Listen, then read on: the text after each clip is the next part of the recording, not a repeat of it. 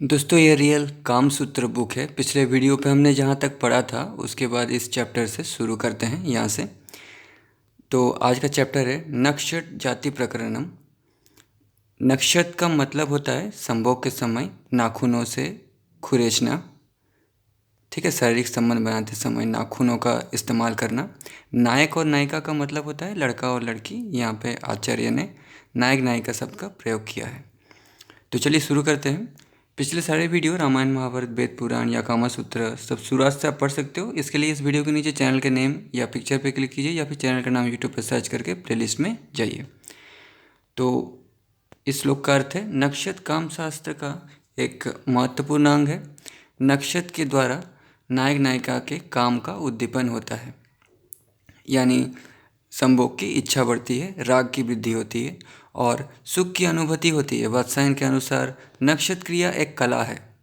ठीक है, नक्षत्र के द्वारा नायिका के शरीर पर कलात्मक ढंग से पुष्प, अर्धचंद्र आदि के विभिन्न आकार के चिन्ह बनाए जाते हैं। नक्षत्र के प्रयोग से नायिका का शरीर रोमांचित हो जाता है और वो सहज ही काम क्रीड़ा के लिए आतुर हो जाती है, उत्सुक हो जाती है संभोग के लिए। कल्याण मल्ल का कहना है कि नायक नायिका में प्रेम भावना जागृत करने के लिए नक्षत्र आवश्यक है। इसलिए बहुत सी सुंदरियां नक्षत्र के लिए आतुर रहती हैं, क्योंकि नक्षत्र से उन्हें अपार सुख की प्राप्ति होती है।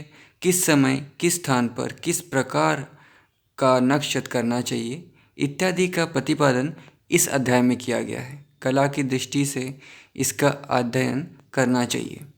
कला की दृष्टि से राग बढ़ जाने पर संघर्षात्मक नख विलेखन या नक्षत्र दिया जाता है। राग या इच्छा बढ़ जाने पर नक्षत्र कब और कहाँ पर प्रयोग करना चाहिए इस पर कहते हैं प्रथम समागम में प्रवेश से लौटने पर, परदेश जाते समय, क्रोध के बाद, नायिका के प्रसन्न होने पर और मदिरापान से नायिका के उन्मत्त होने पर नक्षत्र का प्रयोग करना चाहिए। किंतु नित्य के सहवास में और कामवेग के मंद होने पर नक्षत्र नहीं करना चाहिए। कामवेग का मंद पड़ना मतलब इच्छा कम होना या इच्छा ना होने पर। नक्षत्र से समानता होने के कारण दंड शब्द का उसी प्रकार नक्षत्र के समान ही प्रयोग करना चाहिए। दंड शब्द का मतलब है संभोग के समय दांतों से काटना। तो आचार्य वात्सायन का कहना है कि नक्षत्र प्रेम को जागृत करने का एक प्रमुख साधन है। इससे राग की वृद्धि होती है और राग बढ़ जाने पर ही संघर्षात्मक नक्षत्र का प्रयोग करना चाहिए। यशोधर ने संघर्षात्मक का अर्थ अवयवों का पृथक्करण किया है, अर्थात जिस नक्षत्र से शरीर के अंग में घाव हो जाए उसे संघर्षात्मक नक्षत्र कहते हैं। नक्षत्र काम को उद्दीप करने की एक कला है, बढ़ाने की एक कला है। इस कला के प्रयोग में नायिकाएं अधिक प्रसन्न होती है। संभोग काल में नक्षत्र अधिक सुखदायी होता है। वात्सायन ऋषि के अनुसार कुछ विशेष अवसरों पर ही नक्षत्र करना चाहिए। इसके लिए उन्होंने 5 अवसर बताए हैं। नायक नायिका के प्रथम समागम के अवसर पर, नायक के परदेश से लौटने पर तथा परदेश जाते समय नायिका नायक के साथ मिलन एवं उपभोग के लिए आतुर रहती है। बहुत दिनों की तड़पण के बाद नायक से मिलने की उत्कट इच्छा नायिका को बेचैन कर देती है। ऐसे अवसर पर नक्षत्र करना उन्हें अच्छा लगता है। ऐसी प्रकार कुछ समय नाराज होने के बाद नायिका के प्रसन्न हो जाने पर तथा प्रमत्त नायिका की तुष्टि हेतु नक्षत्र करना चाहिए। किंतु प्रचंड वेग नायक नायिका के लिए ही नक्षत्र का प्रयोग उपयुक्त माना गया है। मंद वेग और मध्य वेग यानी जिनकी संभोग की इच्छा बहुत कम है या मीडियम है, उनके लिए संघर्षात्मक नक्षत्र नहीं करना चाहिए। इसी प्रकार राग वृद्धि होने पर प्रचंड वेग नायक नायिकाओं को दंतशत यानी दांतों का घाव करना चाहिए। मंद वेग या मध्य वेग नायक नायिकाओं के लिए दंतशत का प्रयोग उपयुक्त नहीं है। अथवा परिस्थिति के अनुसार जब जिसको जो अच्छा लगे उसको वही करना चाहिए। नक्षत्र का भेद करते हैं वो नक्षत्र आच्छूरितक, अर्धचंद्र, मंडल, रेखा, बाग्रनग, मयूरपदक, ससपलूतक और उत्पलपत्रक रूप से 8 प्रकार का होता है नक्षत्र। नक्षत्र करने के स्थान शरीर पर कांख यानी कक्ष, स्तन, गला, पीठ, जंघा और उरु ये 6 नक्षत्र के स्थान हैं। आचार्य वात्सायन ऋषि ने नक्षत्र के 8 स्थान बताए हैं। आच्छूरितक, अर्धचंद्र, मंडल, रेखा, बाग्रनक, मयूरपदक, ससपलूतक और उत्पल पत्रक। कल्याण मल्ल ने 7 प्रकार के क्षतों का उल्लेख किया है। वात्सायन ने नक्षत्र के 6 स्थान बताए हैं, जबकि कल्याण मल्ल ने 10 स्थान गिनाए हैं। सुवर्णनाभ के मत के अनुसार संभव क्रिया में प्रवृत्त होने पर नायक को स्थान और अस्थान का ज्ञान नहीं रहता। मतलब संभोग में जोश में अंधा हो जाता है, उसको ज्ञान नहीं रहता कि किस स्थान में नक्षत्र करना चाहिए और किस स्थान पर नहीं करना चाहिए। यह आचार्य सुवर्णनाभ का मत है। छत के अधीन होता है, अतः उनकी विधि को कहते हैं। उनमें प्रचंड वेग नायक एवं नायिका के बाएं हाथ के नाखून नोकदार होने चाहिए। छत के अधीन उनकी विधि है, उनमें प्रचंड वेग नायक नायिका के बाएं हाथ के नाखून नोकदार होने चाहिए, अथवा आरे के समान प्रत्येक नाखून में 2-3 नोके होने चाहिए। नक्षत्र करने के लिए नखों के गुण। नाखून की रेखाएं नाखून के रंग की सम, उज्ज्वल, निर्मल, कटे हुए ना हो, वर्धनशील, कोमल एवं दिखने में चिकने होने चाहिए। ये नाखून के 8 गुण होते हैं। गौड़देशियों लोगों के नख प्रमाण। गौड़देशियों के नाखून लंबे, हाथ की शोभा बढ़ाने वाले और देखने पर स्त्रियों के चित्त को आकर्षित करने वाले होते हैं। दक्षिणात्यों के नख प्रमाण। दक्षिणात्यों के नाखून छोटे, छतादि कर्म करने में समर्थ और विकल्प योजना में अर्थात विभिन्न प्रकार के चिन्ह बनाने में स्वेच्छा से प्रयोग करने योग्य होते हैं। महाराष्ट्र के नख प्रमाण। महाराष्ट्र देशियों के नाखून दोनों प्रकार की विशेषताओं से युक्त, मध्यम आकार के, ना बहुत बड़े ना बहुत छोटे, ऐसे होते हैं। आच्छुरित कादि नक्षत्र के लक्षण तथा प्रयोग स्थान को बतलाते हैं। आच्छुरितक सुनियमित, अच्छी तरह मिली हुई अंगुलियों के नखों से नायिका के कपोल, दोनों स्तन, अर्धरोष्ट पर इस प्रकार हल्की चुटकी काटी जाती है कि जिससे रेखाएं उभरती नहीं, मतलब जिससे घाव नहीं लगता, जिसके स्पर्श मात्र से शरीर रोमांचित हो जाता है और जिससे चट चट शब्द होता है, उसे आच्छुरितक कहते हैं। आचार्य वात्स्यायन का कहना है कि इस क्रिया में 5 उंगलियां मिलाकर नखों से हल्के हाथ से इस प्रकार का नक्षत्र करना चाहिए अथवा चुटकी काटनी चाहिए जिससे शरीर पर घाव ना हो, रेखाएं ना उभरे, शरीर रोमांचित हो जाए और चट चट की आवाज़ हो। आचार्य कल्याण मल्ल का कहना है कि इस क्रिया में हाथ के पूरी अंगुलियों के नखों से नायिका के कपोल, स्तनों और अधरों पर इस प्रकार खरोंच लगाई जाती है या खुजलाया जाता है कि जिससे सारा शरीर रोमांचित हो जाता है और रेखा स्पष्ट नहीं होती। अनंगरंग तथा पंचसायक में अच्छुरित के स्थान पर छुरित शब्द का और नागर सर्वस्व में उच्चरित शब्द का प्रयोग किया गया है। पंचसायक में योनि, स्तन और अधरों पर नखों से सहलाने को अच्छुरितक कहा गया है और उसका प्रयोग नवोढ़ा नायिकाओं में कामोद्दीपन के लिए माना जाता है।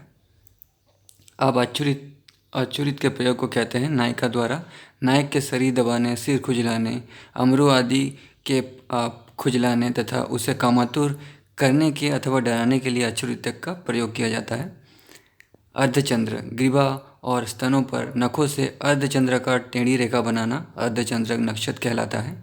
मंडल। जब परस्पर आमने सामने 2 अर्धचंद्र रेखाएं बनाई जाती है तो उसमें मंडलक नक्षत्र कहते हैं। मंडल का प्रयोग नाभिमूल, पेंडुली, योनि, कुल्हों पर मंडलक का प्रयोग करना चाहिए। रेखा। जब शरीर के किसी अंग पर नाखून से छोटी रेखा खींची जाए तो उसे रेखा नामक नक्षत्र कहते हैं। यदि वही रेखा कुछ टेढ़ी हो और स्तनमुख अर्थात चुचियों पर खींची गई हो तो उसे व्याघ्रनख नामक नक्षत्र कहते हैं। मयूर पदक। 5 नखों से चुचियों को अपनी ओर खींचने से उसके चारों ओर जो रेखाएं बनती है उसे मयूर पदक नामक नक्षत्र कहते हैं। ससप्लुतक। नायक के साथ संभोग की कामना करने वाली नायिका के स्तनों के अग्रभाग अर्थात चुचियों पर 5 नखों को मिलाकर जो रेखा खींची जाती है उसे ससस्फुलतक नक्षत्र कहते हैं। उत्पल पत्रक। नायिका के स्तन पृष्ठ और कटिभाग पर कमल पत्र के समान नखों से जो चिन्ह बनाया जाता है उसे उत्पल पत्रक कहते हैं। स्मारणीयक। परदेश जाते समय नायक नायिका के स्तनों और जंघों पर स्मृति स्वरूप जो 3-4 रेखाएं खींच देता है उसे स्मारणीयक नक्षत्र कहते हैं। इस प्रकार नक्षत्र के भेद समाप्त हुए। आचार्य वात्स्यायन ने उक्त 8 भेदों के अतिरिक्त स्मरणीयक नामक एक 9वां भेद भी माना है। इस प्रकार उनके मतानुसार नक्षत्र 9 प्रकार के होते हैं। अन्य प्रकार के नक्षत्र नक कर्म को कहते हैं।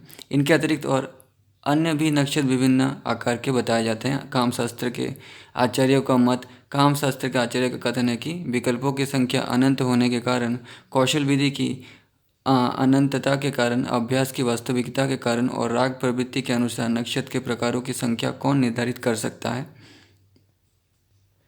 आचार्य वात्स्यायन का मत, आचार्य वात्स्यायन का कथन है कि रागावस्था में भी विलक्षणता की अपेक्षा रहती है और विचित्रता के कारण संभोग क्रिया में, विचित्रता के कारण नायक नायिका में राग प्रेम उत्पन्न होता है। इसी विचित्रता के कारण गणिकाएँ तथा वैश्याओं के कामी पुरुष भी परस्पर एक दूसरे की कामना करते हैं। धनुर्वेद आदि अस्त्र संचालन शास्त्रों में भी विचित्रता की अपेक्षा रहती है। तो फिर यहाँ काम शास्त्र में विचित्रता की आवश्यकता क्यों ना हो? यानी पुरुष भी एक्सपर्ट स्त्री की कामना करते हैं, इसलिए यहाँ पे वैश्याव कहा गया है। और पुरुष भी और महिलाएं भी एक्सपर्ट पुरुष की कामना करता है। विमर्श कामशास्त्र के आचार्य का मत है कि वात्स्यायन ने जो 8 या 9 प्रकार के नक्षत्र बताए हैं उनके और भी भेद हो सकते हैं। उनका कहना है कि विकल्पों की संख्या अनंत है, उसके लिए कोई संख्या निर्धारित नहीं की जा सकती है, क्योंकि उपयुक्त चिन्हों के अतिरिक्त किसी भी पुष्प, लता, पशु, पक्षी, पत्ता आदि के आकार के नक्षत्र किए जा सकते हैं। अतः नक्षत्रों की संख्या असंख्य अनंत हो सकती है। कामशास्त्र के आचार्य का कहना है कि प्रत्येक व्यक्ति में कुछ न कुछ कला कौशल की निजी विशेषताएं हुआ करती हैं।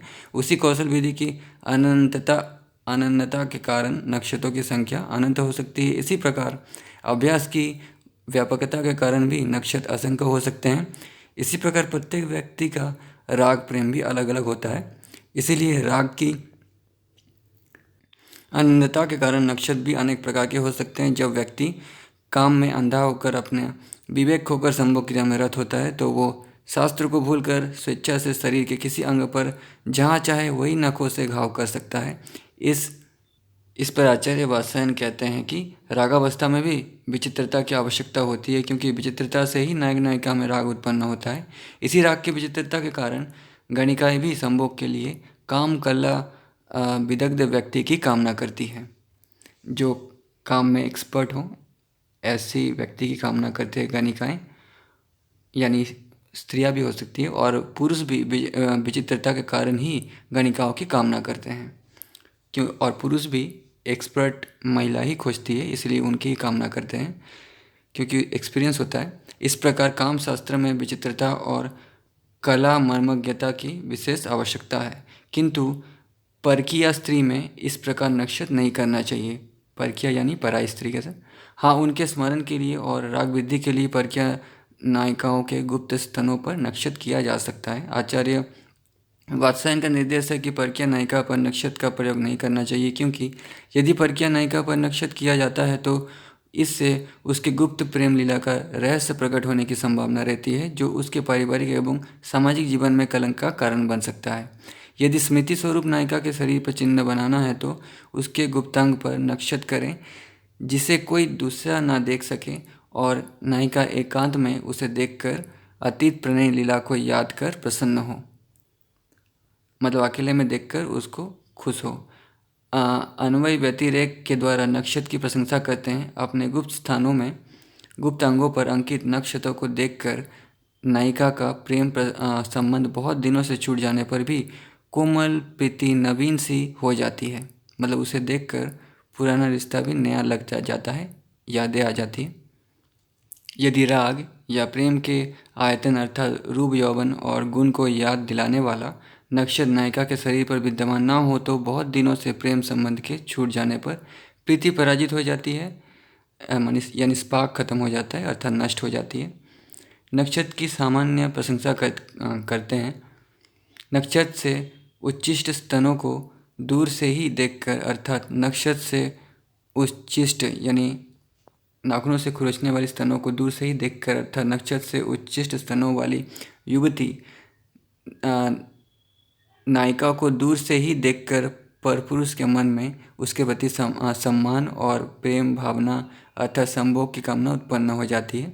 यहाँ पर वात्स्यायन का कहना है कि यदि किसी कामिनी नायिका के यानी इच्छा रखने वाली नायिकाओं के स्तनों पर किसी पुरुष के द्वारा किए गए नक्षत्रों को कोई दूसरा पुरुष दूर से देख लेता है तो उसके हृदय में उस नायिका से संभोग की कामना जागृत होती है, रिस्पेक्ट बढ़ता है, तटस्थ पुरुष भी उसके प्रति आकृष्ट हो जाता है। इसी प्रकार नायक के शरीर के अंगों पर नखों से अंकित नक्श चिन्हों को देखकर स्थिर चित्त वाली सदाचारिणी नायिका का भी चित्त प्राय चंचल हो जाता है, उसमें भी इच्छा जागृत होती है। नायक और नायिका के राग प्रेम को बढ़ाने वाला कोई और दूसरा सशक्त साधन नहीं है जितना नक्षत्र और दंतच्छत से उत्पन्न कर्म की गति है। तो ये अध्याय, ये चैप्टर यहीं पे ख़त्म होता है। नेक्स्ट चैप्टर हम लोग नेक्स्ट वीडियो पे शुरू करेंगे। तब तक के लिए धन्यवाद।